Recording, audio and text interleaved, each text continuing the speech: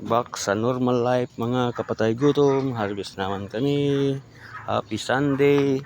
Dahil ilang araw nawala. Yun, tingnan nyo ang tanglad ko. Kawawa. Pero ma-revive ko pa yan. Yan si patay gutom ko na misis. Yan, kaway. Ang talong ni Bitong. Na nag-iisa. Yan na. Prepared na kami for market na naman. Ito na mga kapatay gutom ang na-harvest. Yan. Yan. May sako, sari. Yan, talbos. Andyan, may alugbati na rin. Malunggay.